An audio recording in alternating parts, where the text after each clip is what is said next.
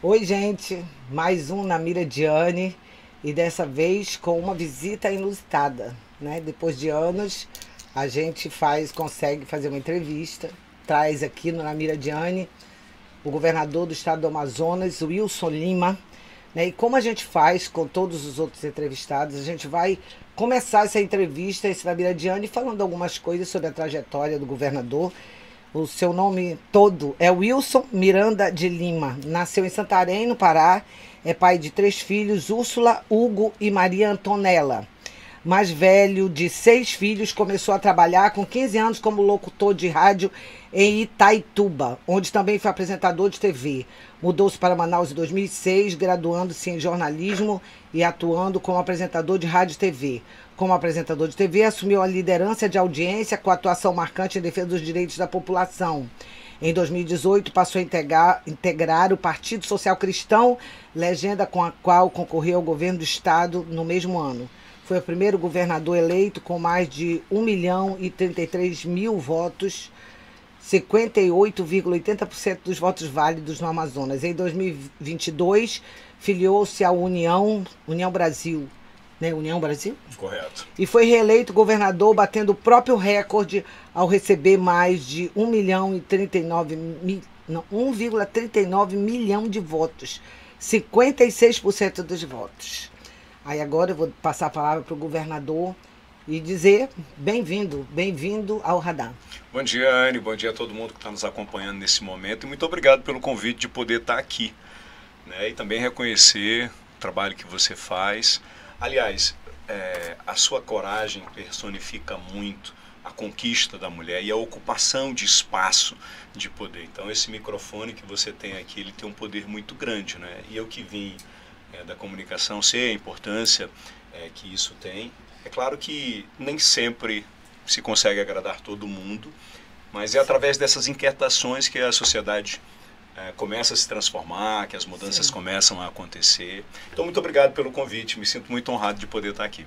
Muito obrigado por ter vindo e eu já começo falando exatamente disso, desse trabalho que ambos temos na imprensa. O senhor teve, eu estou aqui resistindo, resistindo bravamente, 10 anos de radar, que nasceu de um computador velho, que ainda tinha que dar um murro do lado para o bicho pegar, porque ele não queria de jeito nenhum. Aqueles que tem aquele CPU que tu acaba com o joelho, tu vai entrar para escrever e bate o joelho no bicho. Pois é, estamos aqui agora com 28 jornalistas, pessoas que são meus companheiros de trabalho e que dão sangue por isso aqui. E é por eles que eu não desisto e eu luto. É o seguinte, a sua trajetória iniciou como apresentador de programa de TV. Isso é de conhecimento público e, de repente, o senhor foi alçado ao maior cargo do estado do Amazonas e de qualquer um outro estado, que é governador. A falta de experiência pesou e o que dizer do jogo político, que muitas vezes é cruel? A falta de experiência pesou sim, Anne. Mas se vocês observarem a minha trajetória durante a campanha de 2018 e durante os debates, nenhum dos candidatos estava mais comprometido do que eu estava. Nenhum dos candidatos tinham o domínio e o contato com a população como eu tinha. Eu jamais imaginei na minha vida em ocupar um cargo desse, nem nos meus mais mirabolantes sonhos. Mas eu fazia um trabalho comunitário e isso me conectou muito com as pessoas. E aí você começa a fazer uma leitura, da minha vida, e eu começo a perceber que a vida me preparou para poder chegar a esse momento. E aqui não tem a ver apenas com a habilidade e com as expertises da política. Tem a ver com o coração, tem a ver com o ser humano, tem a ver com sensibilidade, tem a ver com compreensão, tem a ver com a capacidade de você ter empatia com o próximo, entender qual a necessidade dele e tomar decisões, e decisões que às vezes são duras, mas que são necessárias para poder atender o coletivo. Esse meio político, ele é muito cruel. É claro que cada um está ali tentando defender a área pelo qual foi eleito. Um vereador, um deputado, ele tem segmento, seja da pesca, seja do transporte coletivo, seja dos taxistas, só que nem sempre ele consegue enxergar o todo. Então, às vezes, você precisa contrariar, você tem que contrariar alguns interesses para poder beneficiar a maioria. Quando eu entrei em 2018 na política, eu não vim do meio político. Quando eu me lancei candidato, na verdade eu não me lancei. A sociedade entendeu, um grupo da sociedade entendeu que eu tinha potencial, que eu tinha a possibilidade e as condições de estar onde eu estou hoje. Então, assim, a gente tem que contrariar muitos interesses para poder tomar as decisões, mas, por outro lado, a gente também precisa ter a capacidade de conversar com todo mundo, de contemplar e fazer com que todo mundo seja partícipe nesse processo. Porque aqui eu não consigo governar sem o apoio da Assembleia Legislativa. Eu não consigo governar sem o apoio dos prefeitos do interior. Eu não consigo governar sem o apoio da bancada do Estado. Cada um tem seu posicionamento político, cada um tem seu partido, mas nos momentos decisivos nós precisamos pensar naquilo que mais importa, que é melhorar a vida das pessoas. Por pior momento, olha, o Wilson Lima passou no seu primeiro mandato por várias crises, protestos, pandemia, falta de oxigênio, pedido de impeachment. Teve um pior momento, ou esses momentos todos foram cruéis de forma igual? Às vezes eu ficava perguntando, Anne, nos momentos mais difíceis da pandemia, por que eu tinha sido colocado na condição de governador? Eu acredito muito em Deus. E eu perguntava, meu Deus do céu, eu estava numa situação tão confortável, né, na televisão, e aí de repente eu estou nessa situação aqui, tendo que tomar decisões difíceis, e no momento em que o mundo não tinha respostas. Eu perguntava para os especialistas da área de saúde, perguntava, e agora? Qual que é o próximo passo? Esse governador, a gente não sabe o que vai acontecer no dia seguinte. E você tendo ataques vindo de tudo quanto que é lado, porque quando eu fui eleito governador em 2018, eu vim contra o status quo, contra o establishment, porque eu não tinha nenhum padrinho político, eu não tinha o apadrinhamento de nenhum grupo forte, eu não vinha de uma família de tradição política, então eu tinha muita gente contra mim torcendo para que eu falhasse, torcendo para que o nosso governo falhasse. Então tudo isso serviu de aprendizado. E aí eu comecei a entender com muita clareza, Aninha, que quis Deus que eu fosse governador do estado do Amazonas naquele momento difícil. E que tudo isso foi uma espécie de preparação para que eu me tornasse um homem melhor, para que eu me tornasse um administrador melhor, para que eu tomasse as decisões que efetivamente tinham que ser tomadas. A gente erra para poder aprender. Quem não errou? Quem não erra não aprende. Quem não está disposto a se expor nunca vai aprender. Nunca vai ser preparado para as grandes missões. Então eu entendi que o momento pelo qual eu passei, que foram momentos difíceis e não desejo isso para nem o gestor, foi uma espécie de preparação para que eu pudesse chegar onde eu cheguei. Lamento muito minha família ter passado por isso, porque a gente acaba sendo preparado para isso. Mas a família nem sempre está preparada para essa situação, os amigos acabam sofrendo, acabam não entendendo essa dinâmica aqui da política e a dinâmica dos acontecimentos. Mas eu me sinto muito honrado de poder ser governador do estado do Amazonas, de poder ter ajudado o povo do Amazonas num momento tão difícil. E pode ter certeza que nós fizemos o melhor, fizemos o que era possível, né, para superar aquele momento difícil. Agora eu acho que tem vídeo, né? Com seu pedido de desculpas por causa de um acontecimento que houve lá na pandemia, lá atrás, e recorrente por causa de... Aconteceu por causa de uma matéria minha. A matéria dos respiradores, não, ventiladores. Ventiladores em soja de vinho. No começo do governo, confiei em quem não merecia a minha confiança. Achei que só com boa vontade dava para resolver a vida das pessoas mais sofridas. Imaginei que os caciques, que governaram por 40 anos, não seriam capazes de sabotar o meu governo, só porque não aceitam que um homem simples seja governador do Amazonas. Mas para recomeçar, é preciso se desculpar. Por isso, gostaria de usar esse momento e pedir desculpas a todos os amazonenses pelos erros e falhas que cometi, mesmo sem nunca ter tido a intenção. Mas a vida ensina. Hoje estou mais forte, preparado, criei casca, aprendi na marra, enfrentando a maior crise de saúde dos últimos 100 anos. E o senhor fez um pedido de desculpas. Eu abro aqui até um parêntese para dizer que eu me surpreendi. porque os jornalistas, e aí eu nos coloco nessa situação, tanto jornalista como político tem resistência em pedir desculpas. A gente podia dar até outros exemplos, assim, bem recentes, de gente que erra e não consegue dizer eu errei.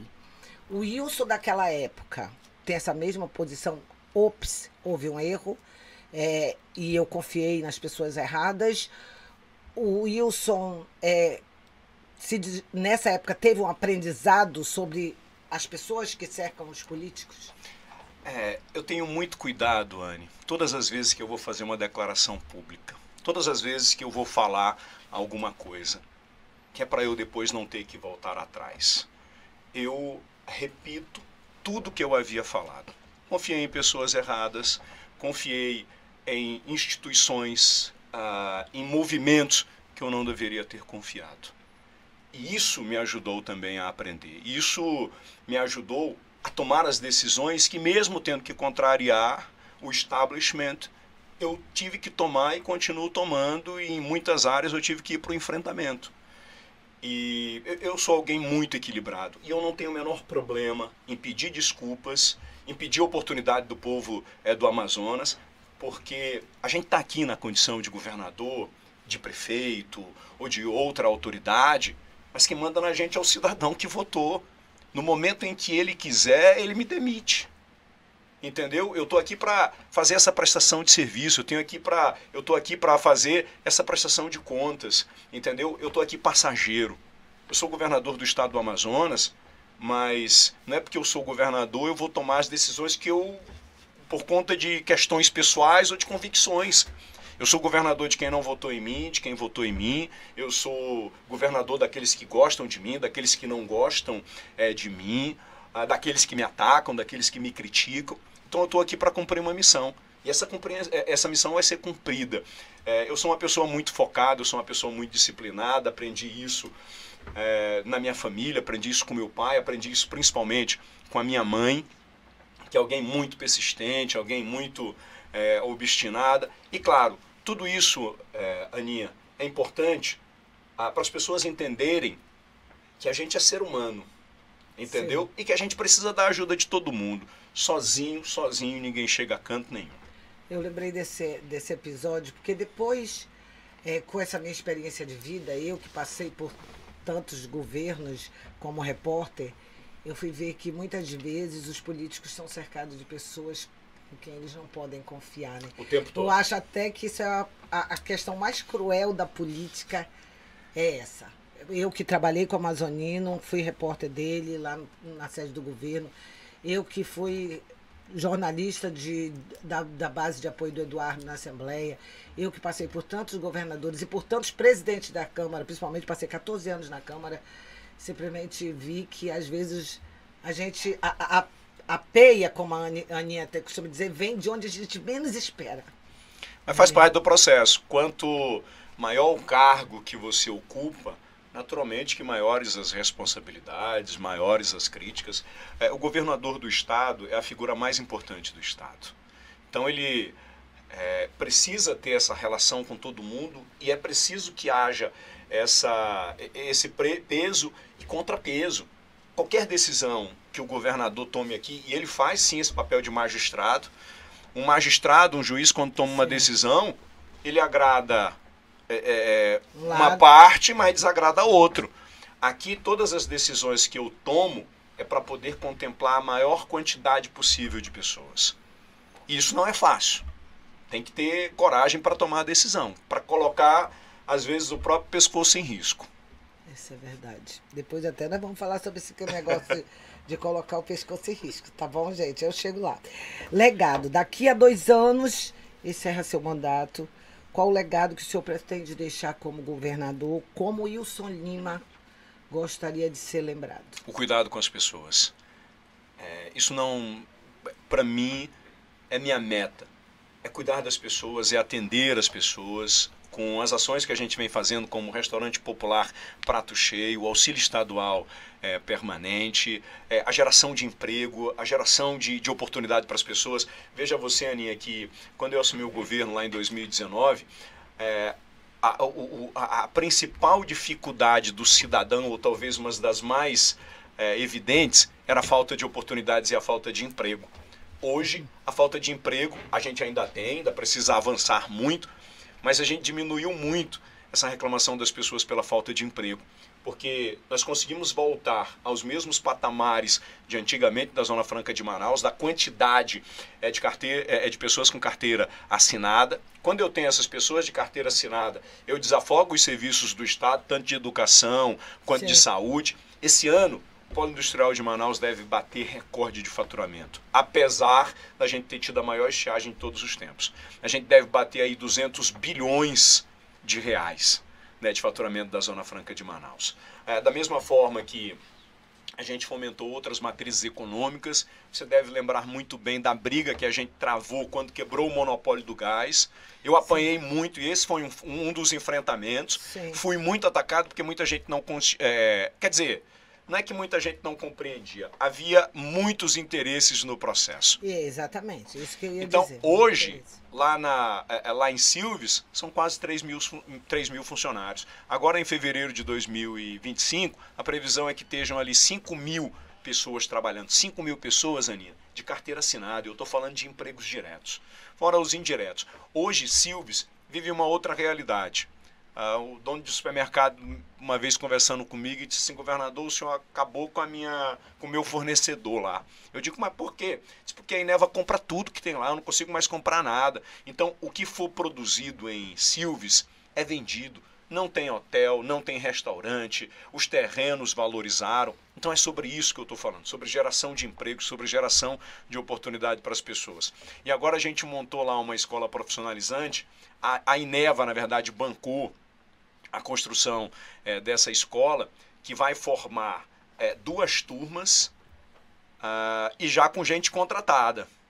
Diz assim, olha, os melhores dessa turma aqui já vão ser contratados para a empresa. Disso, que importante. Eu fui lá inaugurar, inclusive, a escola, e tem 2 cursos de especialidade em petróleo e gás e outra de eletromecânica, alguma coisa nesse sentido, em que eles já serão contratados, e tem uma outra que é de agropecuária, que é voltado para a realidade do município. Então isso sim muda a vida das pessoas, isso transforma a vida das pessoas. Então eu quero ser conhecido como o governador que cuida das pessoas.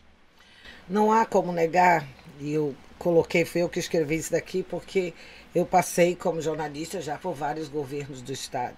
E não há como não se negar que o estado do Amazonas, com essas dimensões continentais, os problemas são gigantescos, né, num estado tão grande assim.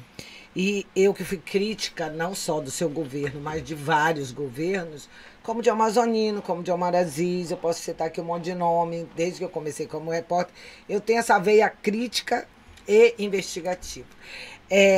Eu sei que a saúde e a segurança nunca foi um mar de rosas, sempre tem problemas.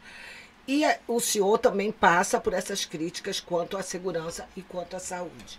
Mas também descobri, inclusive pelos deputados, muitos deles que conversam muito comigo, que nunca se gastou tanto em saúde, por exemplo, do que no seu governo. O que fazer para a gente sair, então, dessa situação de tantas críticas, de problemas, nesses próximos 2 anos em que o senhor é governador? Muito obrigado pela oportunidade que você me dá, Anne, para falar sobre esses 2 assuntos que são 2 áreas muito críticas e, claro, que não é de hoje, são problemas que vêm se arrastando há muito tempo. A área da saúde nós pegamos muito sucateada. Quando eu assumi o governo, não se tinha controle de absolutamente nada, né? Não se sabia, por exemplo, quantos equipamentos tinha a rede estadual de saúde. Eu não conseguia ter a resposta de quantos leitos estavam disponíveis no estado do Amazonas. Hoje, a gente tem isso em tempo real, o governador tem isso em tempo real, eu acompanho em tempo real. E essa é a minha prioridade para o ano de 2025. Aliás, nós já começamos as mudanças que precisam ser feitas na área de saúde. Nós descobrimos alguns problemas, principalmente com o CISREG. O CISREG é um sistema, um software que foi desenvolvido pelo governo federal e que ao longo do tempo ele não passou pelas adequações que precisavam passar. E esse era um sistema que, quando eu entrei, já estava aí. Quantas vezes eu fui crítico do CISREG? que a gente começou a fazer, Aninha? Nós vamos abandonar o CISREG. Mas eu não posso abandonar... Aleluia, Senhor. Eu não posso abandonar o CISREG sem ter uma solução melhor para isso. Sim. Então nós fizemos uma parceria com o Google. A gente já começa um trabalho de limpeza da fila do CISREG e nós estamos migrando para um outro sistema. Da mesma forma que a gente começa a fazer a implantação de um serviço de telemedicina, em que no ano que vem, a partir do segundo semestre, nós vamos ter médico 24 horas à disposição da população através da telemedicina. Em que através da tela do celular o cidadão vai poder medir a temperatura, a pressão, saber se a pessoa está estressada ou não. E em 20 minutos é o prazo máximo para que uma pessoa tenha um médico na tela para poder atendê-la. Nós começamos com os mutirões. Antes era a carreta da mulher, agora a carreta da saúde, porque a gente viu uma demanda também muito grande de homens que precisam ser atendidos. Sim, sim. Então nós zeramos já algumas filas de imagem, de exame de imagem. Mamografia, por exemplo. Hoje você não passa mais de 24 horas para ter um exame de mamografia. Qualquer mulher que procurar a rede estadual de saúde, em menos de 24 horas ou em até 24 horas, ela tem esse exame entregue. Da mesma forma que hoje, dos 270 procedimentos que nós temos de exame, de cirurgias, o cidadão ou a cidadã que procura a rede estadual de saúde não passa mais de 30 dias para poder receber uma resolução daquela. Isso é meta minha, é compromisso Mas isso, meu. através do CISREG, não. Não. Tem alguns que já estão no CISREG, só que a gente vai começar esse processo de migração para a gente começar a diferenciar uma coisa da outra. Entendeu? Para entender o que atrasa, né, qual aquelas áreas em que a gente tem uma maior dificuldade para focar na resolução desse problema. Então, por exemplo, nós estamos agora fazendo a primeira grande transformação no pronto-socorro 28 de agosto. Ali nós estamos implantando já a nossa estratégia, começamos agora em dezembro, do Complexo Hospitalar Zona Sul. Nós estamos diminuindo gastos e otimizando o atendimento. E principalmente nesse período agora de fim de ano, em que a gente tem um aumento significativo de acidentes de trânsito, principalmente acidentes de moto. Então a gente está começando um trabalho lá no Hospital 28 de Agosto para trazer o mesmo padrão que é realizado no Hospital Delfina Aziz. O padrão Delfina não há como se negar. Se bem que eu não sou uma defensora de OS, né? Eu não tenho. A questão não é essa. A gente não está tratando de OS aqui. A gente está tratando da transformação que precisa ser feita. Eu não estou dizendo, e foi isso que eu falei para o meu pessoal da saúde. Deixa eu falar uma coisa para vocês. A OS não é a única solução para o estado do Amazonas, não. Sim. Tem parte que dá certo, tem parte que não dá certo. Isso daqui tem que continuar com a administração pública. Isso daqui tem que ser OS, isso daqui não. Todos os processos que a gente tem feito são processos que estão sendo realizados com muita clareza. Estamos chamando Tribunal de Contas do Estado, Ministério Público Estadual, chamando as promotoras da saúde para compartilhar tudo que a gente está fazendo. Estamos chamando os profissionais, por exemplo, no 28 de agosto. O que eu falei para a empresa que está entrando lá? Deixa eu falar uma coisa para vocês. A preferência para a contratação é para quem está aqui no estado do Amazonas. Eu não quero que traga ninguém de fora. Eu quero que valorize o profissional que está aqui. E é dessa forma que a gente está seguindo. É claro que lá no 28 de agosto, o que muda no 28 de agosto, governador Wilson Lima? Muda o padrão de gestão. Porque ali a gente elimina a figura da burocracia.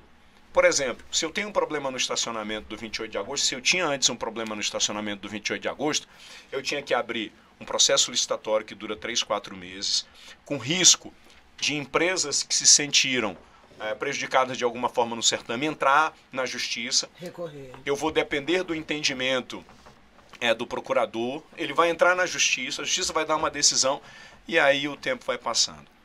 Com essa administração, ao invés de eu ter vários contratos, eu tenho só um contrato e eu sei a quem cobrar. Fora os casos de que a gente tem dado aqui no radar repetidas vezes, de corrupção, né? Exatamente. E tem um detalhe, Anne Margarete, com relação a isso. A empresa que a gente está colocando lá, esse modelo, eles não têm lucro. Entendeu? É uma organização social. E detalhe, a cada 3 meses sai centavo por centavo publicado de onde foi gasto cada centavo que a gente colocou lá. E isso está à disposição da imprensa, dos órgãos de controle, para todo mundo questionar. Vai estar tudo transparente. Hoje, só para você ter uma ideia, tem empresa que tem 10 contratos, uma única empresa. Então imagina a dificuldade que é administrar isso do ponto de vista da burocracia. Todas as vezes que a gente chega ao momento do pagamento, a gente tem uma dificuldade muito grande de instruir todos esses processos, para colocar todos eles no rigor da lei, para a gente não ter dificuldades e problemas lá na frente. É claro que lá na ponta tem o servidor, tem o médico, que depende desse contrato. E isso nos causa uma angústia muito grande. Sim. Hoje, o que acontece aqui com essa empresa que está entrando aqui, o compromisso dela é até o dia 5 de cada mês pagar o salário de todo mundo. É esse o compromisso e que a empresa tem. E se não der certo, pode tirar? Claro, com certeza. Eu não tenho dificuldade em tomar decisão, não, Aninha. Eu não tenho o menor problema em chegar lá e cortar o contrato e dizer assim, olha, meus amigos, vocês não cumpriram o que estava aqui escrito, então bora cortar aqui, bora desfazer aqui o nosso compromisso. Coisa boa, né? Porque, olha, o Haddad Aninha está sempre de olho. Aliás, eu quero que a senhora fiscalize lá, viu? Acompanhe de perto lá. Não Seja os nossos olhos lá. Não precisa nem pedir. Aqui é horrível isso aqui. Ai, desafios. Não, auxílio permanente é uma coisa que eu quero falar. E aí é uma opinião minha, eu que costumo dar opinião, ou negativa, ou positiva, seja qual for, porque eu tô aqui para falar o que eu quero mesmo. Auxílio permanente para mim é o maior projeto social, depois de um projeto social que eu defendi bravamente, principalmente das posições políticas contrárias, porque diziam que era dinheiro para vagabundo, que é o Bolsa Família. E eu vivi defendendo, na minha vida toda como repórter, desde que foi criado esse programa social pelos governos petistas, governo de esquerda, sei lá, eu nem gosto desse negócio de esquerda, direita, não sei o quê, pelo presidente Lula. Eu sempre vivi defendendo, porque as pessoas não veem o alcance disso.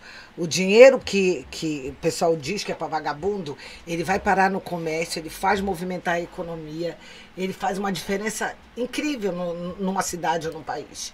E o auxílio permanente, foi com esse pensamento assim também? Exatamente. Eu também sofri muitas críticas com relação à questão do auxílio estadual permanente. Porque se questiona muito assim, mas governador, o senhor teria que primeiro atrelar o auxílio estadual a uma política educacional, só receberia a mãe que tem, não sei, criança na escola, tem que ter nota tal, tem que não sei o quê. Só que eu vim dessas áreas periféricas e eu sei o quanto é difícil para uma mãe, para um pai, às vezes, cumprir essas metas. Então seria colocar mais uma carga sobre esse cidadão. E tem uma outra coisa, Aninha. Para a gente transformar a sociedade, para a gente mudar a vida de uma pessoa dessa, demanda tempo. Ela precisa comer hoje. O que ela vai ter hoje? Quem tem fome tem pressa. Tem pressa. Então, assim, o auxílio estadual permanente, ele faz um serviço que a gente não consegue, às vezes, enxergar, entendeu? De uma sociedade que está invisível, entendeu? Alguém que está lá numa comunidade distante, de alguém que está aqui na periferia de Manaus. Tem muita gente que diz assim, mas governador, eu não acredito que lá no estado do Amazonas tem tanta fome com tanta riqueza. Essa é minha briga também, Anne. Porque a gente tem riqueza pra caramba aqui. Tem urânio, tem gás, tem estânio, tem tântalo, tem... Enfim. Mas a gente, de fato, tem 50% da nossa população vivendo abaixo ou na linha da pobreza. Sabe o que é resultado disso? Resultado das limitações que a gente tem aqui para desenvolver a nossa região. Sim. Resultado da dificuldade que todo mundo coloca no momento em que a gente precisa ampliar a nossa logística, pavimentar uma BR-319. Ah, não pode, porque é na Amazônia e tal. Sim. Lá nos Estados Unidos, não tem interferência de nenhum país quando eles querem fazer uma obra. Entendeu? Na Europa, da mesma forma, quando eles querem colocar, por exemplo, lá ferrovia e tudo mais, mas na Amazônia, para aí não pode. E isso é de muito tempo, né? Eu lembro de Gilberto Bestrinho já brigando Exato. com isso. Que não existe, Anne, nenhuma sociedade que vive sob o regime, sobre o nosso processo capitalista, que se erga sem atividade econômica. Sim. Se não houver atividade econômica, se não houver geração de emprego e renda, se a população não tiver aquilo que é básico resolvido, educação, saúde, habitação, infraestrutura, saneamento, se a pessoa não tiver emprego, não tem como ela pensar em desenvolvimento sustentável. Esse é um discurso que não faz o menor sentido para quem está lá no interior. Sim. Esquece. Tem que ter desenvolvimento econômico. É por isso que eu estou focando muito foquei muito nos meus primeiros anos em desenvolver as matrizes econômicas, que muita gente falou ao longo do tempo aí, mas eu não vi entregarem nada. Sim. Entendeu? Nós entregamos aqui o gás natural, entreguei todas as licenças ambientais lá do potássio do Brasil, ali no município de Altazes. A gente sofre uma pressão danada internacional. Uma pressão danada por causa dessa questão do potássio. Exato. Mas aí os caras não entendem que eles dizem assim, ah, vai poluir, vai fazer isso, vai fazer aquilo, mas ninguém fala que um navio que sai da Rússia com potássio para chegar aqui no Mato Grosso leva aproximadamente 3 meses. Como é que esse navio vem de lá para cá? É navio elétrico? Ele vem queimando combustível, ele vem soltando dióxido de carbono. O potássio que tem aqui em Altazes vai levar 7 dias para levar no Mato Grosso. Imagina o que a gente vai ganhar de tempo, né, de logística. Sim. Imagina a contribuição que a gente vai dar para o meio ambiente. Sem contar que a gente vai gerar emprego, vai gerar renda para as pessoas. Outra coisa, e aí eu vou dizer porque eu tenho ganho de causa aqui quando eu falo. Eu era diretora da Câmara Municipal de Manaus nas 2 oportunidades em que a Câmara foi invadida por estudantes por causa da luta do passe estudantil. Uma delas eu até estava contando aqui antes da entrevista que eu levei até gás lacrimogêneo na cara, tirando um guri, os meninos da mão da polícia, porque eu morria de medo que eles sofressem ali, que os policiais estão ali para tirar eles lá de dentro. Eles não queriam sair e acaba acontecendo algum caso de violência. Isso daí é um dos legados que o senhor pretende deixar, ter resolvido décadas de problema com o passe estudantil. Ontem, inclusive, nós estivemos com o pessoal por acaso, desculpa ele cortar, mas já lhe cortando. Passe estudantil que tem todo mundo querendo ser o pai da criança, né? Ontem nós estivemos... Peraí, só um minutinho, desculpa. Agora, antes não tinha um vídeo, agora tem um vídeo e eu esqueci. Vamos lá. Vai, Jota. A confusão começou antes mesmo do início da audiência pública.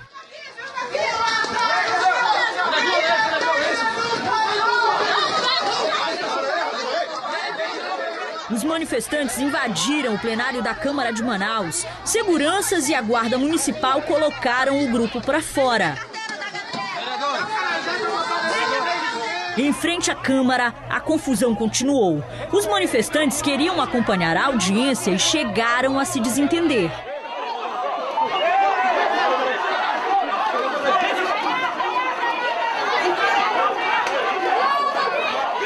Jogaram spray de pimenta aí, sendo que a gente estava entrando normal e eles queriam impedir nossa entrada, né? E aqui não tem nenhum vagabundo não, tem gente de SEBRES, tem gente de movimento. A Polícia Militar reforçou a segurança e vereadores de oposição ao governo negociaram a entrada dos manifestantes. Enquanto isso, na galeria, com cartazes e faixas, estudantes acompanhavam a audiência pública. A sessão foi interrompida várias vezes por protestos.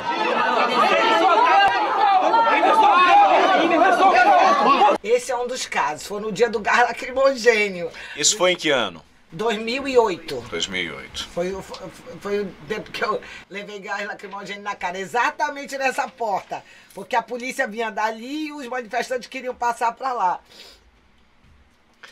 Nós levamos... Ontem nós estávamos num evento que foi promovido pelo Unicef. E lá estavam sendo entregues para 29 prefeituras o selo Unicef. E quais são os parâmetros que usam o Unicef para poder fazer esse reconhecimento? É a diminuição na evasão escolar.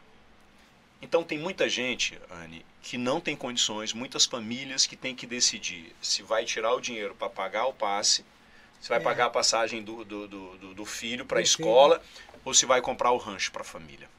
Então isso tira um peso das famílias. Isso faz com que amplie a participação das crianças na escola. E tem uma outra coisa que eu me preocupo muito, que é a participação das meninas na escola.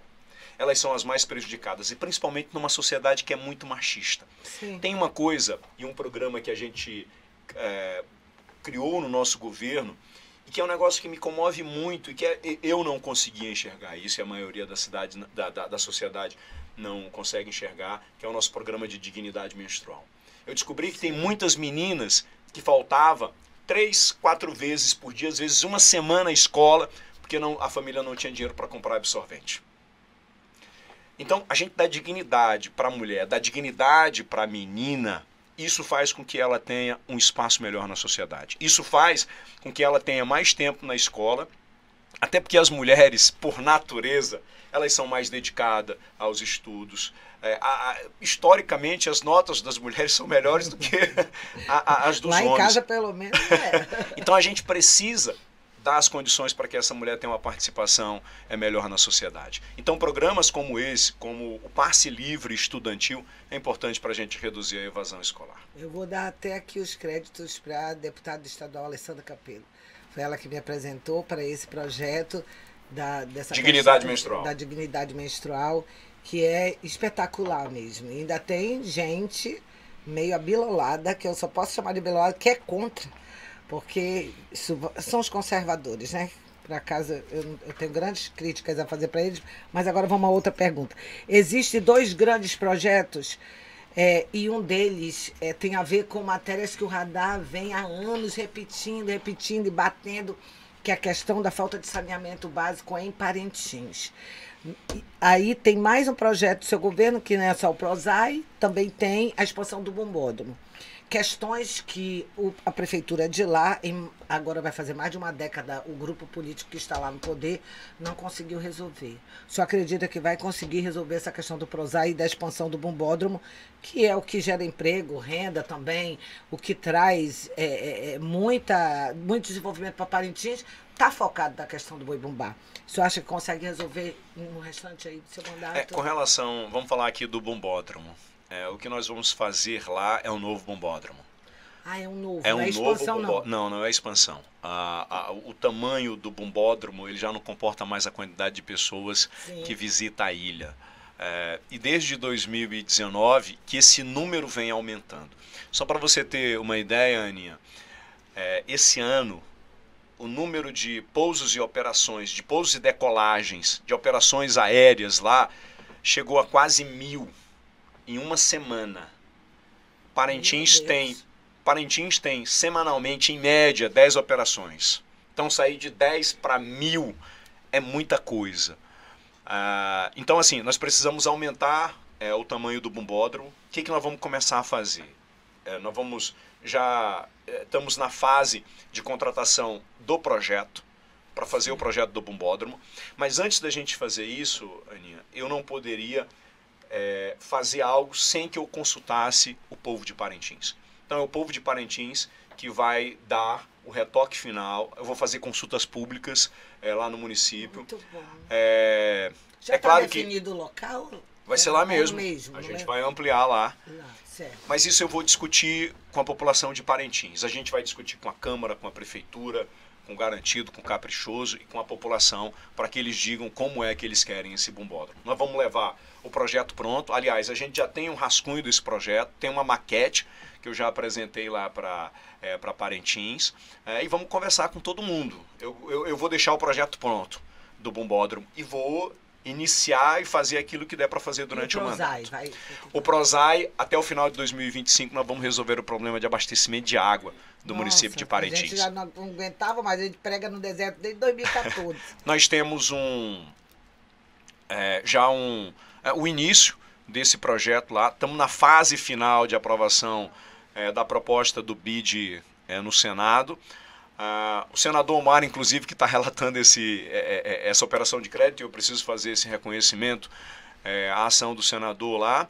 Nós já temos um poço perfurado, que é o poço piloto, de 220 metros de profundidade. É o poço mais profundo do Amazonas. Pois é, porque foi captar lá que tem 30 metros e água contaminada. Está contaminado. Nós vamos buscar água no maior aquífero do mundo, que é o aquífero Alter do Chão.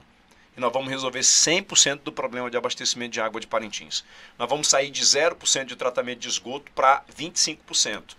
Esse PROSAI, esse projeto, ele inclui 5 bairros. E nesses 5 bairros onde está o PROSAI, nós vamos resolver 100% o problema de tratamento de esgoto. Além do que, nós vamos entregar mais de 500 apartamentos. E esse daqui é o projeto que nós vamos entregar lá. Em 2025 nós vamos entregar a primeira etapa. Ai, amém, Jesus. Porque eu não aguento mais bater nos problemas de Parintins. Inclusive, nessa campanha, a gente aqui bateu muito, eu mandei equipes para lá, para ver essa questão do mundo de arrimo, para ver a questão da água contaminada, que as crianças continuam bebendo em Parintins, que as mulheres continuam bebendo em Parintins, lixão a céu aberto, esgoto a céu aberto. Meu Jesus, a gente não sabe mais nem para quem apelar, mas de olho ele disse que vai resolver. Agora é um assunto assim, meio chatinho, mas eu quero saber, porque até o Zinha quero saber sobre essa questão da transmissão do Festival de Parintins, que estava uma questão ali, de um lado a TV A Crítica, que é a emissora que lançou o senhor como apresentador, inclusive, e que de repente começou a lhe bater de um jeito assim, né, todo dia. E do outro lado, a TV Amazonas, do Grupo Globo. E no meio, os interesses dos bombais e também, por que não dizer, da população de Parintins, que precisa de um festival cada vez mais tome dimensões nacionais e internacionais. Como é que foi essa história e como é que fica essa história? Olha só, havia interesse da Rede Globo em fazer a transmissão do festival. A TV A Crítica é a detentora dos direitos de transmissão, isso resultado de um acordo que foi feito com os bois. O direito de transmissão do festival não pertence ao governo do estado. Ele pertence Tem muita gente aos que pensa bois. que sim, né? Não pertence ao governo do estado, apesar de que a estrutura pertence ao estado. Por exemplo, o bumbódromo pertence ao estado. O bumbódromo é nosso e a gente faz uma sessão para que os bois realizem o festival no período ali no mês de junho. E naturalmente que faz sessão para a prefeitura e para outros eventos que são realizados ali na ilha. Já havia, ou já há muito tempo, o interesse dos bumbás em que a Rede Globo pudesse fazer uma transmissão. Então essa é uma relação entre eles. Naturalmente que a gente tentou encontrar um caminho de conciliação entre a TV A Crítica e a Rede Globo. Depois eles começaram a conversar e houve um entendimento da Rede Globo que ela participaria no outro momento, ou manifestaria em um outro momento, né, um interesse em transmitir o Festival Folclórico de Parintins. Não houve um acordo, e isso passa por questões comerciais e naturalmente que as empresas têm ali os seus custos, né, e sua valoração daquilo que já foi investido, da estrutura que é montada lá em Parintins. Então isso passa por uma decisão dos bois, que são os detentores, porque são eles que realizam o festival, e também das emissoras, resultado de acordo comercial. O meu objetivo e a minha intervenção era fazer com que as duas emissoras conversassem. Claro, se houvesse um entendimento entre as duas, quem ganha é o Festival Folclórico de Parintins. Quanto mais pessoas vendo o festival, quanto mais em evidência a gente colocar a nossa cultura, é melhor para todo mundo, é melhor para o povo de Parintins. Sim. Veja o que aconteceu esse ano de 2024. Eu não convidei nenhuma autoridade para ir no festival, porque não tinha mais vaga para ninguém. Não tinha mais hotel, não tinha mais embarcação, não tinha mais transporte. E isso é bom porque todo mundo pôde faturar ali um pouco, todo mundo pôde, ou parte da população, tocar seu restaurante, tocar seu hotel, dividir ali um pedaço da casa, alugar um quarto. Já foi esse o tempo que eu lembro que eu inclusive critiquei, fiz matérias criticando, que o governo do estado pagava a gente para ir ao Parintins. Exatamente, exato. Esse ano a gente estava dizendo assim, ó, a gente estava escolhendo quem iria para o festival. 2026 agora. Aninha, vê que o senhor, tem muita gente que ainda não consegue enxergar isso, que vê que o senhor é uma peça principal aí nesse cenário político. Porque se o senhor levanta da cadeira, senta Tadeu de Souza, e isso eu venho, né, falando nos meus vídeos, nas minhas rapidinhas com a Aninha. Tadeu senta e aí, em tese, apoiaria Davi Almeida para governo e não na tese ele não levantaria, porque por acaso nessa minha longa trajetória de repórter, todo mundo que sentou não quis levantar daquela cadeira nem com reza brava, né? E aí se o senhor fica na cadeira, o senhor dá chance de outros nomes, como a Marazis, que quer ir para a cadeira. O que se pode esperar de Wilson Lima? Olha, eu ainda não conversei com o Tadeu sobre isso, ainda não tive nenhuma conversa sobre essas questões de 2026. Eu acho que são questões que estão um pouco distantes ainda. O fato é que isso daqui muda numa dinâmica muito rápido. né? E a gente vai observar os acontecimentos, entender o desenrolar do processo político para entender que decisão se tomar lá na frente com relação a isso. Mas aqui a gente tem que combinar com o ator principal desse processo, que é o eleitor. Então é ele que vai decidir esse tabuleiro político, porque os políticos falavam isso e eu não conseguia entender. Hoje eu entendo com muita clareza. Eu ouvi isso como repórter amazonino. Ninguém é candidato de si. Sim, entendeu? Você precisa, na verdade, de um apoio ali político, de um grupo político lhe apoiando para poder viabilizar sua candidatura, e precisa principalmente do voto do cidadão. Se o cidadão não se manifestar, aí nem adianta. Quer dizer que depende também da população para saber se o Wilson vai para Senado ou não. Claro, quem manda em mim é o povo. Eu estou aqui, o meu patrão é o eleitor, é o cidadão de Manaus. E tem um detalhe, quer dizer, o cidadão do Amazonas, né? Tem um detalhe, Aninha. Eu não vim do meio político, entendeu? E eu falo isso daqui com muita tranquilidade. Isso daqui não me sobe a cabeça, né? E todos os dias eu tento ser o Wilson Lima que eu sempre fui. Eu trabalho para nunca perder a minha essência. Eu estou aqui para cumprir uma missão. No dia que o cidadão, no dia que o eleitor do Amazonas entender que eu cumpri minha missão, eu não tenho a menor dificuldade de seguir minha vida. Para mim é uma honra estar aqui enquanto governador, para mim é uma honra continuar servindo o povo do Amazonas, mas é o eleitor que vai decidir. E quando eu falo isso, eu falo sem nenhuma demagogia. Eu tento aqui ser muito desprovido de vaidade nesse sentido. Eu não vim desse mundo da política, não foi isso que me trouxe até aqui. O que me trouxe até aqui foi minha história de vida, foi minha história de batalha, do aprendizado dos meus pais, de que para a gente ter sucesso a gente tem que trabalhar, da minha mãe que sempre foi muito paciente, sempre foi muito resiliente. Então eu estou muito tranquilo com relação a isso. Eu não me desespero sobre essas decisões políticas que eu vou ter que tomar lá na frente, ou a decisão, na verdade, que o cidadão vai tomar lá na frente. Quer dizer que muita água vai rolar. Então. Muita água vai rolar. Isso daqui é um negócio que acontece numa dinâmica impressionante. Em 2018, Aninha, lá em janeiro, quem é que podia imaginar que um dia o Wilson Lima seria governador? Contra todo o establishment, contra todo o status quo. E até hoje... Aninha imaginava. Pois é, mas lá em 2018, final de 2017, né? Enfim, só para você ter uma ideia, como é que a coisa aconteceu em 2018, ninguém divulgou pesquisa com meu nome. Apesar de todo mundo ter feito pesquisa com meu nome. Ninguém divulgou até iniciar o processo eleitoral. Isso eu vi mesmo. Ninguém divulgou. Porque ninguém acreditava. Diziam assim, o Wilson, esquece, ele está aí só fazendo um balão de ensaio. Entendeu? Ele não vai nem ser candidato não vai fazer nem inscrição dele no TRE. Eu fiz minha inscrição, o cara disse, não, no meio do caminho ele desiste. Iniciei outra coisa, né? Iniciei a campanha, disse, esquece, não tem a menor chance. Aí quando saiu a primeira pesquisa, que já me colocou ali em empate, eu e o amazonino, aí as pessoas começaram a entender que era sério. Agora tem uma outra coisa que eu falei aqui no início do programa, é o meu comprometimento. Mas o meu comprometimento era muito grande porque eu levei isso muito a sério. Às vezes as pessoas não conseguem entender e acham que tudo isso aconteceu por acaso. Eu me preparei para ser governador. Eu estudei para ser governador. Eu visitei todos os municípios do estado do Amazonas. Eu estudei a geografia do estado. Eu entendi qual que é a função de cada poder. Eu fui estudar, eu fui para o banco de escola, eu fui aprender. E quando eu não tinha informação, eu ia atrás de quem tinha informação. Eu me preparei para isso daqui.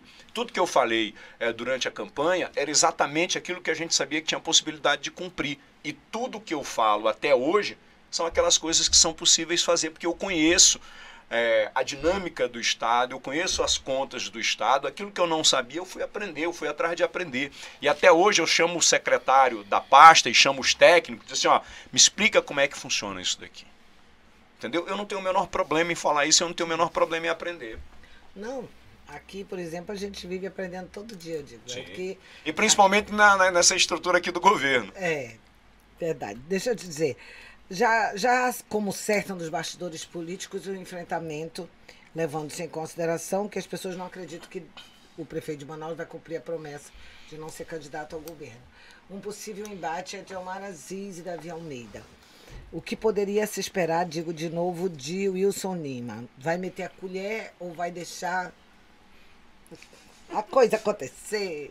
Olha só, o Davi Almeida sempre teve uma relação muito boa com o Omar. Aliás, participou de vários governos, acho que desde a época do Amazonino. Sim. Amazonino, Melo, Omar, eles já são grandinhos, né?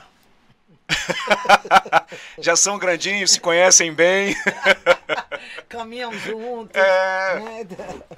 Tá. Em 2022, o senhor e o prefeito de Manaus estiveram como aliados muito próximos. E logo depois a relação começou com distanciamento, e do distanciamento veio o embate. O que azedou essa relação? Não, eu nunca tive nenhum embate com o prefeito Davi Almeida. Não, assim, embate no sentido de que foi eu nunca esculachado o seu governo de todo jeito. Pois é, mas eu nunca tive nenhum embate. Aliás, não há uma declaração minha atacando o prefeito de Manaus e não há nenhum comportamento que eu tenha que retroagir. O prefeito faz parte de um grupo político, isso é natural no processo, ele faz parte de um partido, eu faço parte de um outro partido, eu tenho um grupo político, né, formado aqui por partidos como União Brasil, PP, Podemos, em que eu precisava dar abrigo e montar ali um guarda-chuva para que a gente pudesse construir o projeto daquilo que a gente acredita. Mas isso em nenhum momento prejudica essa relação que eu tenho com a cidade de Manaus. Tenho boa relação com os secretários do prefeito, é tanto que agora a gente vai realizar um evento com a prefeitura de Manaus sobre habitação. A gente precisa entender que, independente de questões políticas, a missão que a gente tem aqui, ela precisa ser cumprida. E eu vou cumprir isso. A relação política entre eu e o prefeito não interfere em nada nesse processo. E tem uma outra coisa, Anne. Mesmo o prefeito estando em outro grupo político que não seja o meu, também em nenhum momento eu vou atacar o prefeito ou desrespeitar o prefeito. E a gente levantou aqui, foi quase 1 bilhão de repasses, tanto para o passe livre, tanto para o passe estudantil, que vão via governo do estado.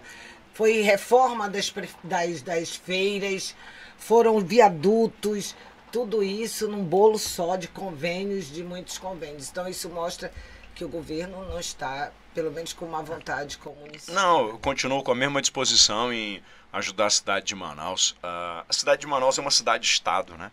Nós estamos fazendo grandes obras, como por exemplo o Rapidão, que é aquele trecho lá do Tarumã, entre a ponte do Tarumã e até... aliás, do viaduto Lídia Correia até o Civan ali próximo do aeroporto, a outra parte ali que faz a ligação com o Distrito Industrial até a reserva Adolfo Duque, e a gente vai continuar fazendo essas obras, vai continuar com o passe livre estudantil, e vai continuar com outras parcerias importantes, como por exemplo a questão da regularização fundiária, que talvez esse seja o maior problema da Amazônia. Sim, entendeu? Então assim, a minha disposição de ajudar o povo de Manaus continua independente dessas questões. Agora a gente vai entrar nas rapidinhas. É rapidinho. Vai aparecer uma imagem, o senhor vai definir rapidinho o que o senhor acha dela. Uma frase ou... Essa daqui é uma loura prateada. As mulheres não envelhecem, elas ficam louras, certo, gente? Já vivo dizendo isso. Vai, gente, a primeira. Bolsonaro. Olha só, tenho um respeito muito grande pelo presidente Bolsonaro. Fez uma transformação no Brasil, ou pelo menos mudou a maneira das pessoas pensarem. Isso faz parte de um processo democrático. A democracia é um sistema que ele é vivo e ele vai mudando, e a gente não pode cair no comodismo ou entender que tudo está bem. Esse é um processo que muda. O presidente, também o grupo dele, trouxe uma visão que a gente não conseguia enxergar, que a gente consegue hoje ter com muita clareza. Outra, Luiz Inácio Lula da Silva. O presidente Lula está no 3º mandato. Eu acho que é o presidente que... aliás, é o 3º presidente que conseguiu ficar mais tempo no poder. Infelizmente, a gente vê alguns tropeços, né, com as pautas que são colocadas pelo governo federal, principalmente a pauta da economia, e que a gente acaba sentindo muito. Hoje o dólar está a R$6, né? Mas eu torço para que dê certo, porque se o governo federal falhar, eu falho junto, entendeu? O Amazonas falha junto. Então eu torço para que dê certo, para que possa se corrigir o rumo da economia principalmente. Omar Aziz. Tenho um respeito muito grande pelo senador Omar Aziz, está ajudando inclusive Parintins com essa história agora da aprovação do crédito. Nós estamos em partidos diferentes, em lados diferentes, mas eu tenho um grande respeito por ele. Eduardo Braga. Somos opositores políticos e aí todo mundo sabe os ataques que ele desferiu contra mim, mas isso também não atrapalha o diálogo institucional que tem que se ter. Ele é o relator da reforma tributária, não tem como a nossa equipe não conversar com ele. Coloquei minha Secretaria de Fazenda, inclusive, à disposição com pareceres técnicos, mas nós estamos em campos políticos opostos. Davi Almeida. O Davi Almeida tem o grupo político dele, eu tenho o meu grupo político, e cada um segue seu caminho. Isso não impede também que eu continue apoiando a cidade de Manaus. Tenho boa relação com boa parte das pessoas que fazem parte do governo dele, e a gente vai trabalhando para que a gente encontre aqueles pontos que são comuns e que possam ajudar a população. Próximo, Roberto Cidade. O Roberto Cidade é o presidente da Assembleia Legislativa e é alguém porque eu tenho um carinho muito grande. Alguém que vem do interior, que tem uma história muito bonita e um jovem muito promissor na política. Muito promissor mesmo. Paulderney Avelino. Bom, o Paulderney Avelino é um político experiente. Em algum momento a gente teve alguns desentendimentos por conta do partido. Mas esse é um processo natural, não tem como eu ir para um partido e a gente não poder fazer as composições políticas. Então, em algum momento, a gente teve esse desentendimento, mas depois a gente reconstruiu, inclusive com o apoio conversas com Rueda, com Davi Alcolumbre, com o próprio governador Caiado, com a CM Neto, e a gente fez as pazes. Saulo Viana, já fez as pazes? O Saulo Viana, todo mundo tem percebido o comportamento dele é público, ele tomou a decisão de seguir um outro grupo político, e aí paciência, ele segue a vida dele também. Mas pode continuar no mesmo partido, dessa forma? O que acontece nesse processo aqui, Anne, todo mundo sabe do posicionamento do Saulo, contrário a mim, dos ataques que ele tem desferido a mim, mas ele tem um mandato, ele foi eleito pelo povo, isso precisa ser respeitado, né? Da minha parte, nunca espere nenhum comportamento, e por mais que ele seja opositor político, um comportamento que seja desleal da minha parte, apesar de eu não dever lealdade a ele. Mas nunca espere um comportamento, pelo fato de eu ser governador, pelo fato de eu ser o presidente do União Brasil, de querer prejudicar o mandato dele. Então, por exemplo, muita gente ficava dizendo assim, expulsa ele e tal. Eu não vou fazer isso. Caça o mandato e tal. Por infidelidade partidária. Caça o mandato e tal. A não ser que ele tenha cometido um erro muito grave nesse sentido. Mas ele foi eleito pelo povo, ele tem uma parcela da sociedade que acredita no mandato dele, e quem vai fazer o julgamento no final das contas é o cidadão, é o eleitor. Jeff Bezos. Opa, Jeff Bezos. É um grande empreendedor. O problema desses empreendedores é que eles vêm para a Amazônia em busca do lucro. Entendeu? Os caras dizem assim, olha, tem um monte de gente que está interessado em cuidar da Amazônia. Isso é mentira. Isso é conversa. Verdade. O pessoal está atrás de lucro. O empresário está atrás de lucro. Por isso que a gente tem que continuar cobrando a parcela de contribuição desse povo aqui para a nossa Amazonas. Para a nossa Amazônia. É por isso que eu fiz as cobranças aqui pro Bezos. E conseguiu, né? Coisa boa, né? A gente tem tem alguns encaminhamentos interessantes, inclusive lá em São Gabriel da Cachoeira, de algumas comunidades indígenas que usam a tecnologia, que o Bezos tem um instituto, né, que cuida dessas questões ambientais, e tem outros encaminhamentos, inclusive uma conversa que ficou da gente construir junto com a UEA, né? Pelo menos a gente conseguiu chamar a atenção. Ei, nós estamos aqui. Porque só vem pra cá e, né, se fazem. Vai, agora pagar. Olha, Patrícia. Olha só, A Patrícia Teló é uma figura folclórica. Nossa, do estado do Amazonas. Do estado do Amazonas. E eu conheço a Patrícia há um bom tempo já. Agora é preciso entender o seguinte, Aninha, que a Patrícia ela tem limitações cognitivas, né? E é preciso que às vezes as pessoas consigam entender isso. Entendeu? E deu, de forma humana. E deu devido respeito a ela. Então, assim, eu tenho ajudado muito ela. Tem pessoas que são próximas a mim, que tem uma relação, inclusive a Mary, que Deus a tenha, abrigou ela há muito tempo. Eu tinha uma relação com a dona Mary, ia para casa dela sempre, a Patrícia estava lá. Enfim, a gente precisa ter esse cuidado com a Patrícia. Sim, ela é uma figura próxima do radar. Agora mesmo a gente transmitiu que por acaso deu um boom de interações na internet que nem eu esperava. O concurso Gay da Seca, não foi? Foi um espetáculo, gente. Foi uma coisa de louco, sabe? As pessoas não conseguem... Eu até escrevi um texto sobre isso, que as pessoas não conseguem ver a profundidade de certas atitudes, onde eles só veem humor, só veem gracinha. Exato. Entendeu? Então lá a gente viu pessoas que vivem naquela situação ali de vulnerabilidade, mas que conseguem sorrir, que conseguem passar a alegria dos outros, que conseguem pegar do lixo e fazer uma roupa lindíssima, como eu vi. A gente viu, a gente botou até antena da Starlink, que aqui o negócio é sério. E a Patrícia foi uma figura. E aí o que acontece, Anne? Talvez esse bom humor da Patrícia seja uma estratégia dela superar essas dificuldades que ela tem na vida dela. Então, assim, olha com carinho pra Patrícia, por favor.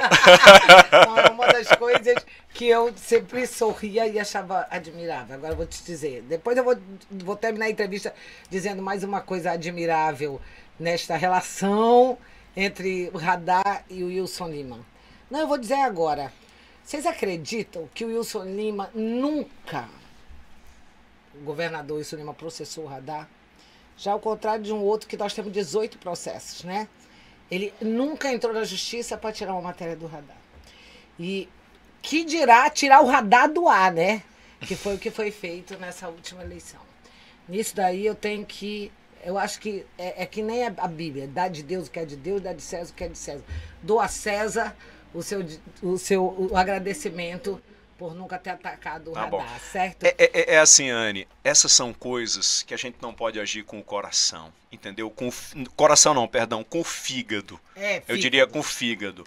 Quem cuida dessas questões para mim tem uma assessoria jurídica que pondera, diz assim, olha, isso daqui passou do ponto, isso daqui não passou do ponto, entendeu? Então são decisões que são tomadas à luz da legislação, respeitando o direito que os veículos de imprensa têm. Ainda bem que você já esteve lá, né? Na mesma posição. Vai, gente. Depois da Patrícia. Olha aí o Romário. Eu quero descobrir qual é o teu time, que eu nunca sei. Eu sou Paysandu. Eu sou Paysandu. É verdade. Eu torço pro Paysandu, mas é claro que se tiver Paysandu e Amazonas ou qualquer time do Amazonas, eu sou Amazonas desde pequenininho. Mas você não tem nenhum time lá de fora? Não. Nossa. Eu torço pelo Paysandu. Olha, aprendeu política tão rápido, né? Mas é sério, eu nunca escondi isso de ninguém, que eu torço pelo Paysandu. Pelo Paysandu. Paysandu é do Pará. Paysandu é paraense. Não entendo nada de futebol paraense. Agora, os meninos sabem aqui, hein? Que eu entendo mais de futebol do que eles. Eu assisto campeonato inglês, campeonato alemão. Mas eu não lembrava. Paysandu é do Pará. É do Pará. Agora, no Amazonas, tu vai torcer sempre. Amazonas, claro. Cá, com né? certeza. Não vai torcer pro Paysandu. Senão... Vai, gente. E esse... Calma aí, volta aí, deixa eu falar um pouquinho desse cara aqui. Eu gosto muito dele. Esse daqui é um cara que me surpreende cada vez, e uma das amizades assim que eu tenho maior carinho, maior respeito, não só pela habilidade dele enquanto profissional, enquanto jogador, e pela competência, mas também pelo ser humano que ele é. E o Romário é um cara que é direto, que é objetivo, com ele não tem rodeio, não tem meia palavra, um cara sincero e um cara porque eu tenho um respeito muito grande. Eu também tenho muito respeito. Eu já entrevistei como repórter de jornal. Legal.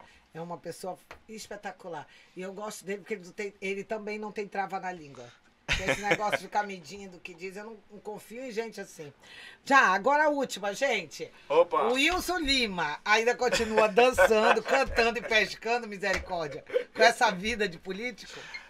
Na verdade, isso daqui faz parte da minha essência, faz parte da minha vida, e eu gosto muito de estar nesse ambiente porque me lembra muito do meu avô. Meu avô era da agricultura, ele tinha um sítio e eu sempre gostava muito de ir para o sítio. Nos momentos finais da vida dele, eu acompanhei ele já perdendo a visão, então era eu que guiava ele até o roçado. Então, todas as vezes que eu estou aqui, eu lembro muito dele, e essa é uma homenagem que eu faço às minhas raízes. Eu gosto muito disso, isso é a minha essência. Entendeu? Senão a gente fica muito triste. Mas eu tiro. Olha só, tem uma coisa que eu faço que às vezes as pessoas me questionam. A minha própria equipe diz assim: você vai fazer o quê lá nesse interior num domingo de manhã, governador? Mas eu gosto de ir lá porque tem alguém que confia no governador, tem alguém esperando o governador. E eu faço isso com muito prazer. Muito mais prazerosas. Exato, é humano. Muito, muito é humano fazer isso. As pessoas também questionam como é que é. A Anne também gosta tanto de samba, né? Uma vez até o prefeito disse: vai fiscalizar pagode, né? Porque a Anne gosta tanto de pagode, de forró, de cachaça, de interior, de mato. Mas eu gosto, porque as relações que essas pessoas... Eu vim disso daqui, eu vim dessa vida aí. Essas pessoas não veem a Anne, dona de portal, né? E tal, né? Não querem nada de mim. Elas querem fazer amizade, elas querem conversar. Eu acho tão bonita a relação das pessoas. Eu costumo dizer que eu li um livro muito interessante do Duda Mendonça, né? O marqueteiro. Sim. Que ele dizia: meu coração é povão, por isso que eu sei fazer marketing. Esse é meu caso. Eu acho que eu sei fazer jornalismo, eu tenho muita fonte, o povo me conta tudo, porque meu coração é povão. Eu tô com eles no forró, no pagode. Olha, terminamos aqui, tá falando dessas coisas leves que fazem a vida melhor. Quero agradecer a tua presença aqui, tá bom? Você ter vindo, você ter sido tão... Eu poder perguntar tudo que eu quis, sem nenhuma censura, falando de matérias minhas, falando do teu governo, ouvindo coisas que eu ainda não sabia, né, gente? Então, assim, hoje foi um dia prazeroso para mim, né, de conhecer melhor, porque às vezes a gente não está disposto só a falar, mas não está disposto a ouvir. E aqui no Radar a gente sempre está disposto, não só a criticar, a falar, mas a ouvir, né? Tantas vezes, olha, eu tenho tantas vezes convidado o prefeito para vir, né? Porque essa coisa aí que a gente falou, por exemplo, no início se errou, errei, pá. É que nem aqui lá no Radar. Eu digo, gente, por que jornalista insiste em não botar errata? Errou, bota uma errata. Nós erramos, tá certo? Porque aqui todo mundo é humano. Se bem que, graças a Deus, a gente não bota errata aqui, né? É muito difícil. Mas não se... os políticos e os jornalistas têm essa coisa em comum, de resistirem, de acharem que são deuses e dizerem que não erraram. Ainda bem que eu convivi com um homem que, um político, me ensinou muito, né? Quem não aprende com a Amazônia Mendes não aprende com mais ninguém.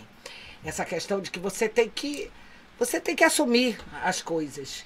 E eu tenho visto você, meus parabéns, tá? E espero que a gente possa se encontrar ainda com essas realizações que você falou aqui e que o povo é que ganha com isso. Claro, muito obrigado. Eu agradeço, viu, Aninha? Muito obrigado pela oportunidade, muito obrigado você que nos acompanhou aqui nessa entrevista, e eu aproveito aqui para reforçar o compromisso de continuar dedicado de corpo e alma a essa missão que o povo do Amazonas me conferiu. Me sinto muito honrado, né, de poder ser governador do maior estado do Amazonas. E eu vou cumprir minha missão até o final. E muito obrigado por tudo. Quero aproveitar esse momento aqui para já desejar um Feliz Natal e um próspero Ano Novo. E vamos para 2025. Sim. E olha, depois a gente vai para 2026. Gente, tchau. Até semana que vem, que eu acredito que quem vai estar aqui na mira, ele ainda não marcou o dia, mas já entrei em contato com a Radar, é o senador Omar Aziz. E a gente vai ter aqui mais uma pessoa falando de realizações, mais uma pessoa falando de projetos para Amazonas, mais uma pessoa falando da boa política, né? uma expressão que quem usava, inclusive, era o Wilson Lima em 2018. A boa política, tá bom? Tchau para vocês, muito obrigado. E obrigado para todos os assessores que estão aqui, né? Para todo mundo que está aqui com o Wilson também, que veio junto com ele para conhecer o radar. Tchau, gente.